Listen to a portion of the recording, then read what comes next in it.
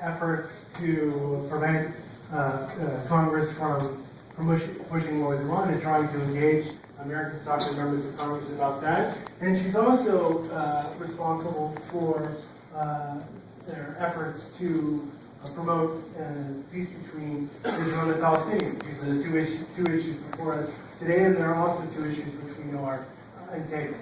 But Kate's focus today is going to be on this question of moving Congress away from AIPAC and towards us on the question of preventing war with Iran and opening up diplomacy. And this is an issue about which Kate is expert. And it's also, I think, the Friends Committee on National Legislation, I'm sure many of you are familiar with them. It's the largest peace lobby in Washington in terms of number of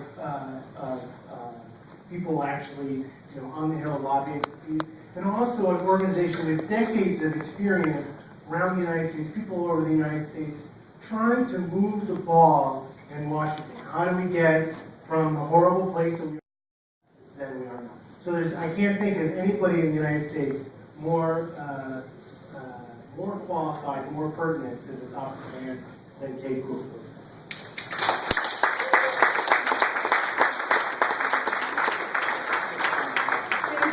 Thank you for that generous introduction, and thank you all of you again for being here. Thank you for coming to Washington, for lobbying against war with Iran and for justice in Israel-Palestine. We need you here, so thank you. And thank you to everyone who made this conference possible, and to the Nation and Institute for Policy Studies and Just Foreign Policy for having this panel on this, what I think is, of course, one of the most important topics on planet Earth right now, which is preventing this war.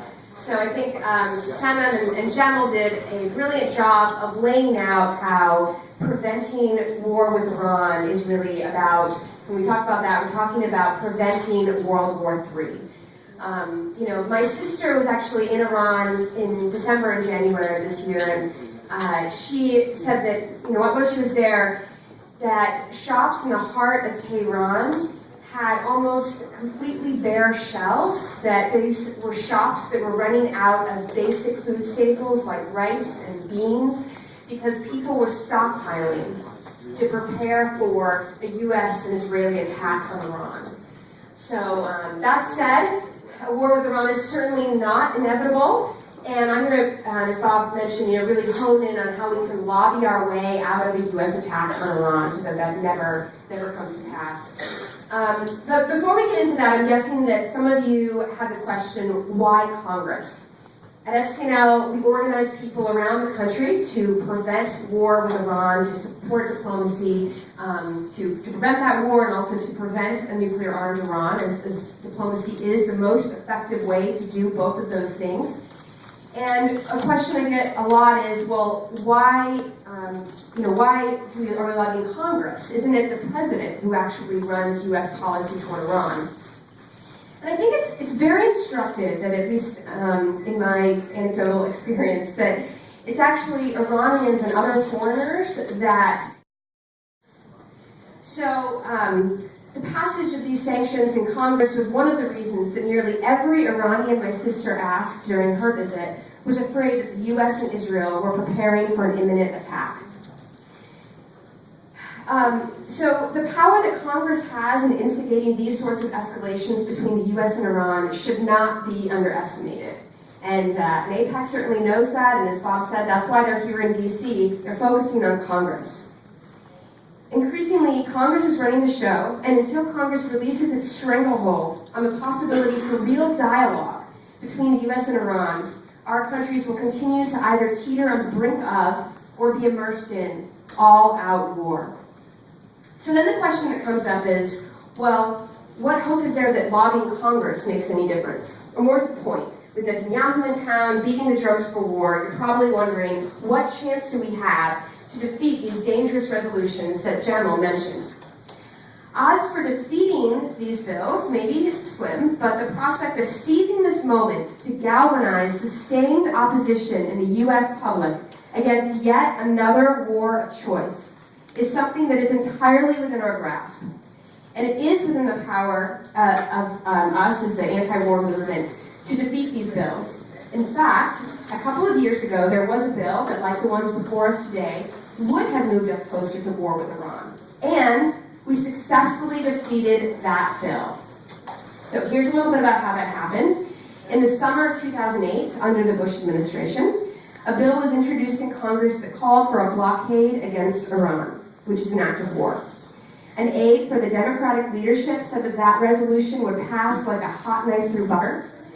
And almost instantly, it garnered over 100 co-sponsors. Co-sponsors are members of Congress who sign onto a bill, effectively promising to vote for the bill when it comes to the floor. So FCNL, the National Iranian American Council, Just Foreign Policy, and many, many, many other groups mobilized with unprecedented success in organizing against that war and that resolution. And thanks in part to many of you in this room, we collectively generated tens of thousands of phone calls, emails, lobby visits with members of Congress and their staff, and that convinced 5 members of Congress.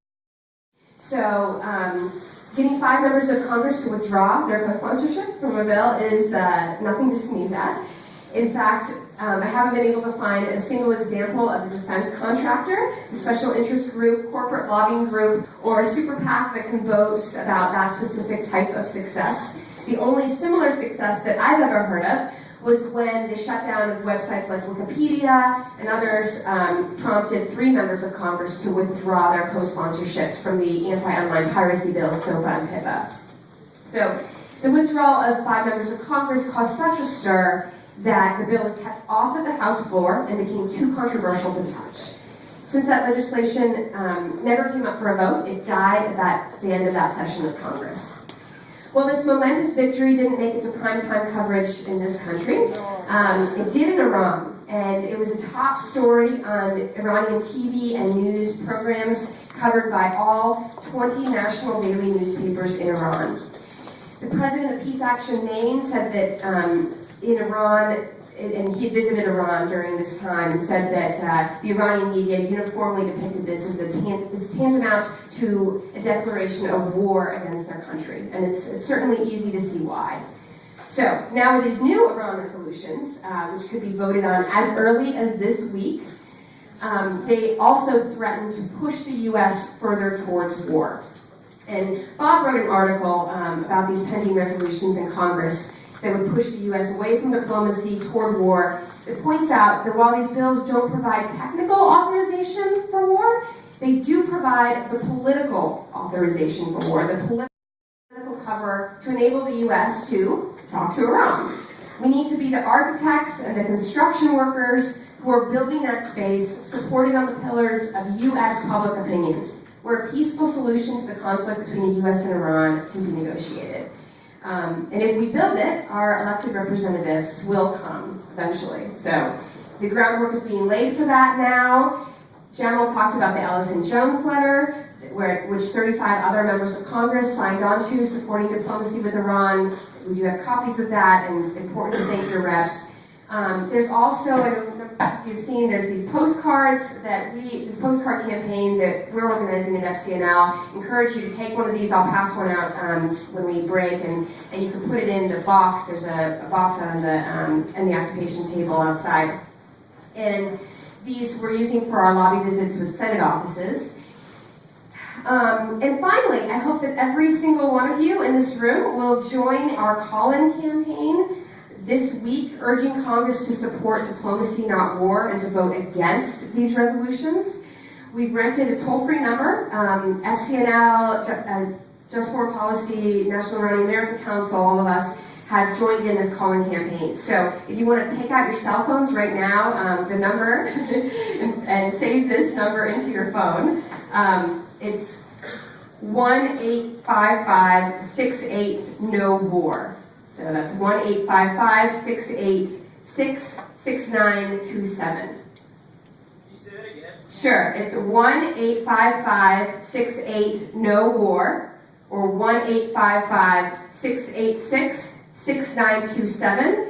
You may also want to set a reminder at 9 a.m. on Monday Eastern, so that you remember to call your congressional office, call your senators, call your representative, ask them to vote against these resolutions. So we'll talk more in the Q&A, but thanks again.